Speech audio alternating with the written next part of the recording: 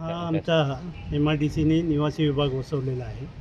परंतु या निवासी विभागाच्या दोन्ही बाजूला केमिकल्स कंपन्या आहेत आणि केमिकल्स कंपन्यांमुळे आम्हाला याचा प्रदूषणाचा फार त्रास होतो. रात्रीच्या वेळेला जास्त करून याचा उग्र वास त्यापासून लहान मुलांना, ज्येष्ठ नागरिकांना जास्त त्रास होतो. यात सांगायचं महत्त्वाचं म्हटले प्रदूषण मंडळ जेवढं जबाबदार आहे त्यापेक्षा MIDC मंडळ देखील जबाबदार आहे.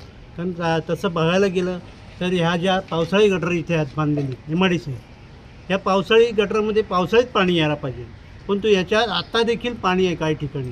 म्हणजे याचा अर्थ ड्रेनेजचे हे लाईन त्यांनी वायू प्रदूषणाबरोबर हे पाणी त्यांनी देखील उग्र वास येत असतो नेहमी. ह्या कुठे म्हणजे याच्यात MIDCने लक्ष घातलं पाहिजे, प्रदूषण मंडळाने लक्ष घातलं पाहिजे.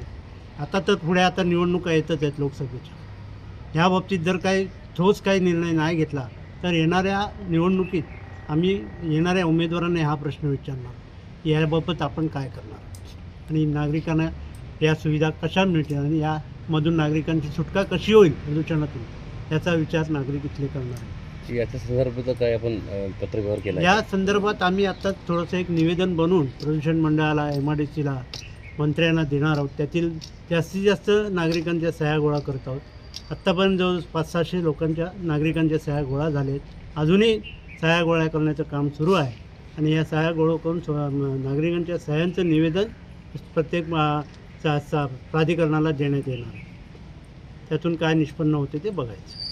हे जे प्रदूषणाचं खूपच समस्या झालेली आहे. म्हणजे रात्रीच्या वेळी जास्तच उग्र वास आणि लहान मुलांना विशेषतः जास्त त्रास होतो. म्हणजे सर्दी, खोकला हे सतत त्यांना होत असतं. प्रत्येक वेळी मुलं आजारी पडतात ना, त्यामुळे त्यांचं शाळांचं पण नुकसान होतं. त्यामुळे ह्याच्यावर काहीतरी उपाययोजना केलीच पाहिजे. कोणार्क, अपना शहर अपनी बातें.